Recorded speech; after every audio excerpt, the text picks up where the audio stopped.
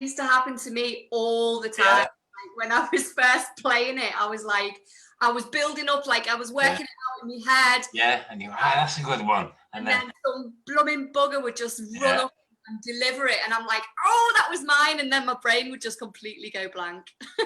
Well, I remember my first improv, and it was with you in the Pilgrim. Yeah. Off the wall, and I didn't step forward. I stayed there. So you stepped forward and then pulled me on. Yeah. That's always the way. Like the longer you wait, the harder it gets. Definitely. Yeah. And I think when it's like your very, very first improv session, if I'm with you, then you just know I've got you. Yeah, absolutely. You wouldn't have to do anything other than just go, yeah. That's what I did. Yeah. The only thing, I said yes, and do you want a cup of tea? I went yes, and he went, do you want a piece of cake? And I went yes. Can I have 2 pieces? And that was my total commitment to the scene. With my hands behind me back, just standing there, there's me. You know? And that's all that's required is just respond as you would in everyday life, you know. That was my first one ever. And you've never looked back since. No, it's been brilliant. Well, we are live on Facebook, so why don't you say hello to the world? Okay, I'm Michael Ananins. I'm calling from Liverpool in the UK, and I've been doing improv, I think, for about a year, I think, or maybe just over, maybe just under. And that's it, really. I'm using improv to navigate through life, as they say. That's it for me, and I'm really, really loving it, every bit. Oh, that's great. How brilliant as well. I mean, improv to navigate through life. Yeah. Yes. Okay. Well, I'm going to press a button to get a random word, and the first word that caught my eye just here is ignite. Oh. Ignite. So that's our word, and I'll just get the timer on. I think what I'll do, Michael, is I'll just reset. I'll just turn the camera off and then turn it on again. Yeah, okay. Okay, ignite is our word.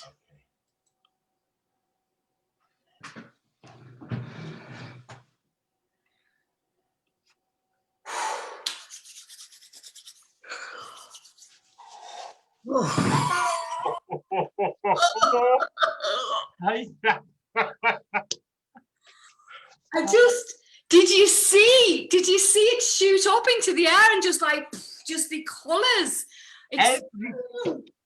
Everything worked. It went down to a T. Absolutely. I'm overwhelmed completely. Me too. I can't believe, like, that is literally the best firework display we've ever created in our life. The biggest, and I think it's the biggest anyone's ever created at all. And that bang, the noise, I felt the floor shake beneath me. It was massive. Yeah, absolutely massive. And I've just spoken to the clients as well, and they say they are 100% made up with the display, and they want us to come back again next bonfire night to do the same. Fantastic. I was worried that they mightn't be all that happy that we'd gone a bit over the top with everything. Maybe used a bit too much of the special gunpowder we have. Yeah, that special ignition fuel, which we let's not talk about that publicly. No, yeah, keep that a secret between me and you, to be honest. Yeah. But absolutely fantastic. I just can't believe it. I think we were slightly over the top though, because when we designed those fireworks that went, and when they ignited and exploded, it was ducks, ducks, and then geese, and then pigeons. I don't know if we should go with the pigeons again. I know, we called it the Bird Fantastical, and I'm so happy they liked it. And what I want to do now is move from this site for our next one. Yeah. I'd like to go into London, to be honest, into the city. Well, not the city, maybe into West London. Well, Maybe. you know, in Ladbroke Grove, they have a huge firework display around, I think it's around Christmas time. Yeah, it is. Yeah, That's West London. We could get into there. Like maybe we could just, wow, we could just make an alternative firework display. We could. And instead of animals, maybe the shape of famous people from history. Especially around there. I mean, Abbey Road is not far from there, so we could like do like the Beatles. We could. You know? Listen, there's something I should tell you, you know. Okay. I've kept this from you because I know that you like to worry, or you do worry a lot. So I've kept it from you. But you know the money we've got, we've received to do all of this, to get started. It didn't come from them companies in America. It came from some other people. I don't exactly know who, but I know our next big bang has to be as near it as possible to the Houses of Parliament. Oh my gosh, Frank, I think you do know who's funded this, because I know you've got radical roots politically. Susie, I couldn't say, even if I did know, I couldn't tell you. Okay, yeah, I don't want to know. Yeah, it's probably best not for me to know, right? No. But that, I feel a bit like, feel slightly edgy about that, because we're getting into really dodgy territory. Like I'm anxious about, I don't want to do anything like illegal. Much no. despise the government. No. I wouldn't want to do anything, you know, we're not Guy Fawkes, right? No, we're not. And I see what you're thinking of something really bad, don't you, where people are going to get hurt. No, it's not that. It's what we want to do is shake them up, to wake up the politicians. That's all. What we're talking about is a bang outside in the sky. That's what we want to do, just to shake them up and to blow, to create the words in the sky. Please wake up and do something. Wow. Okay. Okay. So good. Yeah, no, it couldn't hurt anybody. Our fireworks wouldn't work that way anyway. No, we want to make a statement, and a loud, bold statement. Okay, that's okay. Yeah, I feel a bit calmer about that. I was starting to think that you with your radical roots out, and oh no, I thought you were talking more like Guy Fawkesy kind of stuff. But you know, I mean, I'm all for that. Like, I mean, we could set something up on Parliament Green, or get a barge on the Thames. That would be perfect. Yeah, wake up and do something. Yes, just to stir things up. Yeah. Well, like a revolution. Like it's almost like a call for revolt, but in a peaceful way. We could put it on social media, but it's a damn thing now, social media. They don't pay any attention to it at all. Yeah. Let's put it in the sky above their heads in big, bright letters, reds and purples and silvers and golds. Yeah. Oh my gosh. Wake up and do something. Wake up and do something. Yeah. You know, Frank, I'm wondering if they actually, maybe we can just be more powerful than that, because that's a bit vague. And I'm thinking, well, what else could we say that's like more, I don't know, up yours. You're so naughty, aren't you? You're so naughty. Do you remember when you were in school and you got expelled for that graffiti that you put on the headmaster's window? Yeah, I said, up yours. Yes. Up yours, please. That was brilliant. You just haven't changed at all, have you? Hey. Funny, you know, because like you're right, you're reminding me that I also have deep kind of radical roots, and I was a lot more revolutionary when I was younger. That's for sure. You were very much to the point. Yeah. You didn't flap around the issue. You would go straight in and you would tell people how it was, which was one of the things that attracted me to you, as we've been friends ever since we met in university. Well, me and you, we were the ones at the student union. We were the ones shaking it up at the student union. All those meetings that we had. Do you remember the CND meetings? Oh God! Apartheid meetings. We were pretty damn radical back in the day, Frank. And you went into the small hours of the morning, if you remember, 2, 3, 4 o'clock in the morning, and then you'd still be willing to get your ladder, get your paintbrush, and go out and make a statement on somebody's window. It generally says up yours. If that was like that was like my tag was up yours. Well, nobody was ever left in any confusion on what you were saying when you went to paint your little statements. No one was ever confused. Straight to the point. Always admired that about you. Always. I honestly, I'm really glad we've had this chat, you know, because I know we're buzzing from our firework business. Taking off literally, but actually making it important, it more important, and connecting ourselves back to our. I think that's the way to go. The way we used to be. Yeah. You know, because we mellowed out, I think, over the years. Well, you do, don't you? You get older, you get a mortgage, you get other commitments, and you get comfy. You know, you get comfy with slippers. Yeah, absolutely. You lose that fire in your belly. Yeah. That ignition, even. The ignition, that ignites your soul. Yeah. Yes.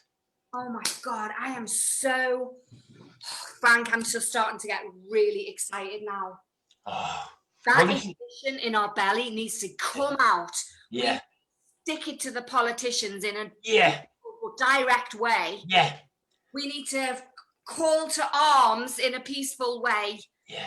Right? We need to start a revolution in this country. This country's shit right now. The government's crap. A peaceful revolution that will do something. Do something. Do something. Yeah. Actually, yes. Yeah, maybe it's not as vague as I thought it was. Actually, up yours and do something. Actually, that is quite specific. We could have the up yours. That would be your fingerprint on the whole thing. Yeah. Really. Up yours and do something. Yeah. Up yours. Do something, and then up yours again. Up yours again. Yeah. Oh my God. Yes. This is totally firing me up, you know. I've really got fire in my belly here because I am sick of just slippers and Netflix. I really am.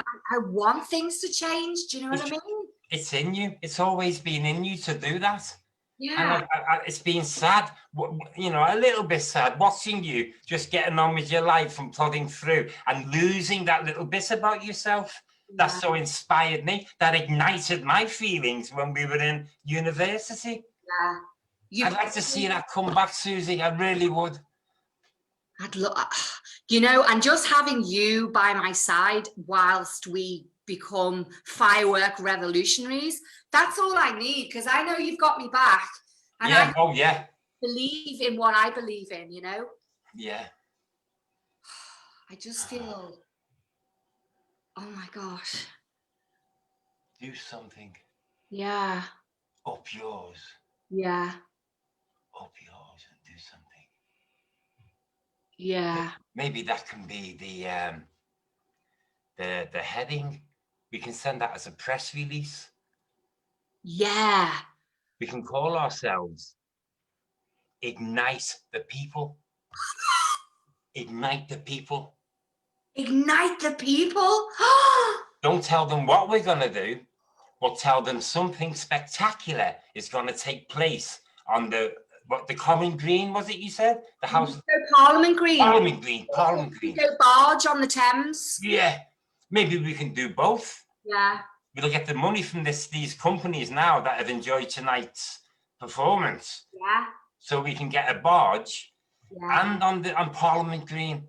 Yeah. And tell people something spectacular is going to ignite your lives. Yeah. And get them all there to watch. Get the cameras there, get the BBC, ITV, yeah, even Sky and horrible Sky News people, get them there. And it'll go all over the world. I am really ignite the people, you know, wake up. Yeah. Like it is like a bugle call, you know? Yeah, yeah. People we need better. We deserve better, right? In this country, we deserve better. The people, the elderly deserve better. Yeah. You know, people that are poorly deserve better. People that are working hard every day, their fingers to the bone on minimum wage, they deserve better. Yeah. And they all fall into a melee of acceptance, but we can ignite them all again. Yes. You know? You know, we are all victims to Slippers and Netflix, but we all deserve better. Yeah. We've all been seduced by not thinking, whereas we need to ignite. Yes. Think again. But not actually tonight. I'm not available. I am. Yeah. I am watching Netflix tonight, and I just got a brand new pair of slippers actually. Oh yeah, yeah. They're quite cheap. You can get them 2 for 1. But after tonight, yeah. Oh yeah. Yeah, yeah. And also, like, actually, have you seen that new series on Netflix? It's so good. It's called My Girl or something. It's like, oh right. It's like a really sweet rom-com with no. I mean, that's the last episode actually tonight. So I could watch that and then maybe tomorrow or the weekend. Yeah, I'm watching a thing about robots that eat cars, and I think I've got 2 more episodes left, so I can finish them tonight. Definitely. Yeah, we could just binge watch everything we need to binge watch on Netflix. Yeah, and then start igniting, you know, the revolution. Yes. Slippers, Netflix, and then get really, really serious. Yeah, Slippers, Netflix, and then the revolution. Slippers, Netflix, cocoa, maybe some chocolates. Yeah. And then we'll really get serious. Yeah. Slippers, Netflix, cocoa, chocolate, a blanket, and then the revolution. Yes, definitely. I'm with you, sister. All the way. See. Oh my God. I'm so sorry. What? I nearly took it to terrorism. To blow it up, but at least I got onto it and done my best to move away from it. Yeah, we both moved away. It's fine. Yeah. I picked that up and thought, no, this is going too heavy, you know. And we'll have limbs all over the garden, legs on the roof. Yeah. No, I mean, I enjoyed that. Yeah, it was really great, really great. And also totally true. Like so much of that is like what I believe in, you know. Yeah. I get the impression you do as well. It's yeah, definitely. But I didn't want to just try and think of something funny to say. That's what I'm working on at the moment. I'm not sure. I don't think I even did ask a question.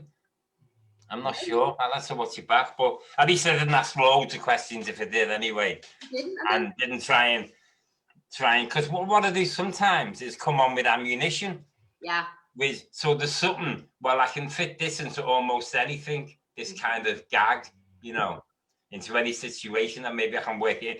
And I just didn't do it. I didn't have absolutely any idea what I was thinking of space rockets. And then you said about the fireworks, the display.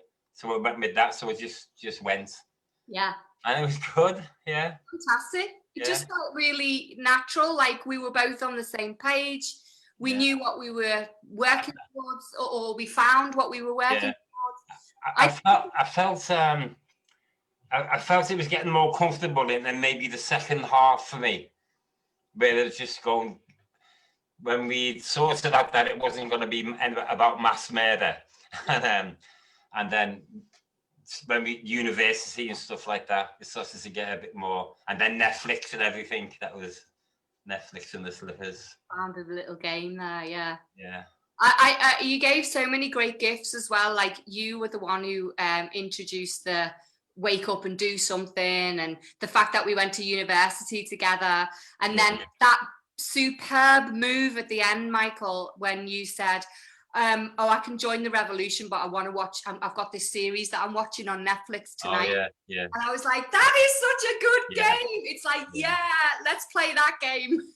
Well, that's just, I got that from you, because you were saying all them people were slippers and Netflix, you know, which is probably true. We all want to do these things, but then, you know, like I'll probably watch Netflix this afternoon.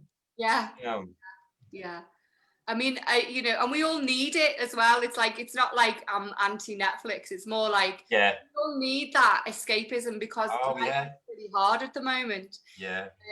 But at the same time, we also need a revolution, because we do all deserve better, you know. Yeah. We're just very, very laid back, aren't we? We I suppose with social media now, and more people are complaining. They are putting the voice to things, but basically, it's like we're a nation that doesn't really want change. Sometimes I get that impression about the British. Yeah. It's too cozy. Yeah. But yeah, I mean, thankfully people are working towards change, so we just got to keep trying. And in the meantime, I would actually love to be a firework designer. Yes, over that. Yeah.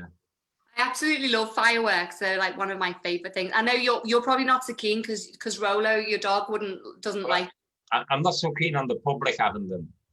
Not around here anyway. They go off in the afternoon in daylight, which really confuses me. Yeah. You don't see anything. If you just want the bang, you could save money and get a dustbin lid and a stick and just bang that, you know. But the displays are brilliant.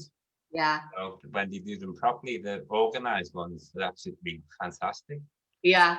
And is Rolo a bit freaked out by them? Yeah, he is. I've just got somebody got me, a friend at the park has got me this stuff he put a little bit on his lip and a little bit on his bed 3 times a day in the run up to bonfire night.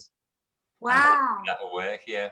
What is it, like a sort of nice smell that relaxes the dog? It's got alcohol in it. It's 5% alcohol.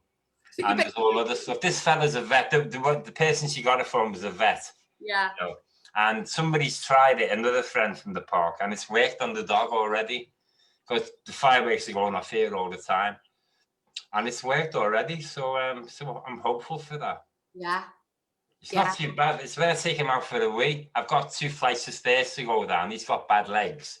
And if one goes off in the distance, a little puff, then he runs back to the door and he won't do his business, you see. So that's the only stressful time.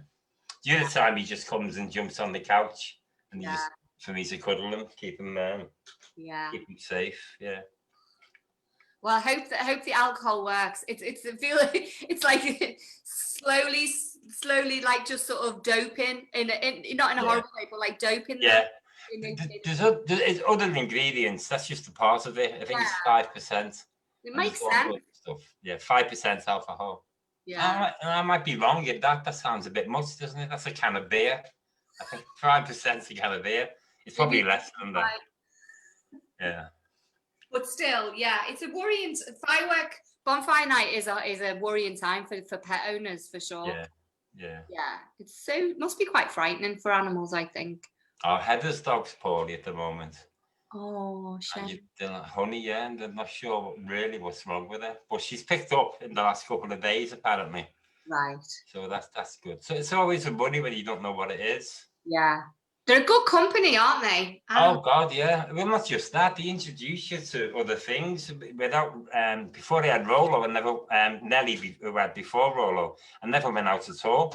And then you go to the park, and if someone else has got a dog, you tend to say good morning to them. And then you sort of, talking. And now that I've been going for about 9 years now, 5 with Rolo and 3 with Nelly, and then a year break after Nelly died. So altogether, 8 years altogether. And one day, one of the women asked me to give them a lift. I go past their house on the way to the park, and they had trouble with the car, and it made sense because a couple of days earlier, they'd told me their warning light was coming on in the car, the engine warning. So it made sense. Well, no problem. I pulled up. She got in with the dog. We went to the park, and we turned the corner inside the park by the kids' playground. They've got a concrete table tennis thing, and there's about 30 people there. Well, there were 32 actually. I counted them. And some balloons and stuff. And some bloke said to me, "What's going on there?" And I said, a bit sarcastically, not that he noticed, I was, "Oh, perhaps it's a birthday party or something." And as I walked up, they were all looking at me, and it was my birthday party. But the reason I had absolutely no idea is because my birthday was on the 3rd of May. It wasn't my birthday, but they knew it was going to fall in the lockdown, so they pulled it forward. Wow. It was great. There was a big amount of cash, loads of presents. Oh. Have you seen It's a Wonderful Life? Ever seen that film? Long time ago, yeah. Yeah, where they come and show him what life would have been like if he, and then that's what it was like. It was like, because you speak to people individually when you meet them, and there's a small group that meet all the time and walk together, but you know everybody else, and they all just come together. They all put through money in for me presents and everything. And it was brilliant, yeah. So that's all through the dogs. If I didn't have my dog, that would never have happened. I would never have met them, It sounds like you have found like community and like belonging in the dog park community, as the improv community. I mean, that's definitely, brilliant. When I went to the first improv at the first pub we went to. Yeah, the Pilgrim. Pilgrim, yeah. Parked, actually, I was parked outside to find the loaf, and I went on WhatsApp and said, I'm cacking myself. I don't think I'm going to go in. And loads of them come. The group that we walk with all the time, they all came on and said, "Get in there. What are they going to do? Are they going to kill you? Are they going to beat you up and throw you out?" So I went in. So they even helped me with that. That's amazing. I didn't know that part of the story. Yeah. That's so cool. How did you actually find, like, what was it about improv? Like, did you Google improv or something? No, your Liverpool Comedy Improv kept coming up on my page. On the Facebook? On Facebook. And it was saying how either you were saying it or other people were saying it. But the big impression was that it was a supportive place. Everybody was friendly. Come along and you don't need any experience at all. And all them things. Because I had so much confidence from the people in the park that I wanted to do something else. And all these signals were lighting up, being supportive. Because I've done other things years ago, like in community centres, but it's been quite backstabby, and people want to be better than the other person and all this, and say things. It just doesn't exist there. Everyone, and now on Zoom, although I prefer meeting live, I think probably we all do. On Zoom, it's people from India and from Poland and from America, all doing improv, and it's brilliant. You got them, all the names and everything, and these sort of your internet friends. It's gone from nothing to getting the dog to joining Liverpool Comedy Improv, and then going on to this worldwide thing. And it's been brilliant. It's been brilliant for me. Really enjoying it. It's an incredible journey. Yeah. I'm so happy you're part of that. You're part of Liverpool Comedy Improv, and it has come to mean so much to you, and it means a lot for us to have you there as well. Like that's lovely. You are part of this community, and it wouldn't be the same without you. So I'm just really glad that you're with us. And you got a gig on Wednesday, right? Yeah. Heather's quite supportive as well. Well, everybody is. But Heather in particular, I mentioned if anybody wants to take what I'm doing and blah, blah, blah, me being silly as usual. And she come on, was very supportive. Yeah. Everybody, that's the thing, Mark Turpin, everybody. There isn't anybody I can say that isn't it. That's easier. Rather than go through the list of everybody, there is nobody I can name that isn't supportive and encouraging. Yeah. It's lovely. I mean, it really is. I'm so lucky. Oh, so lucky. We're lucky. It goes. We're all lucky. So you have a gig on Wednesday. It's the intermediate course that you, the term that you and other intermediate level people have been rehearsing and practicing for. So how are you feeling about Wednesday? Okay, I think I know I won't forget anything from the schedule, my part of the schedule, the things I'm involved in. I'm quite really on top of them, so that'll be okay. That'll be great. Yeah, this is like the closest we've got to being like to doing something live, like apart from the 10 minutes, like a live show or live online show on Wednesday is that's the closest we've got whilst we're not able to be in a physical space. Yeah. I'm looking forward to it. I think you'll smash it. You'll just smash it. It'll be brilliant.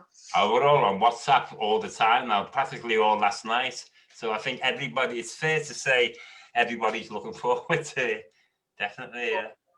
Well, I can't wait. And thank you as well for being part of the community. And thank you for bringing all the skills and joys that you bring to improv. It's just joy to play with you and joy to have you, to know you. So I'm really thanks, Emma. Thanks for inviting me in and giving me this opportunity. It's been brilliant. No problem. We're going to say goodbye to the live feed now. Bye live feed. Bye somewhere. Cha cha cha cha cha world.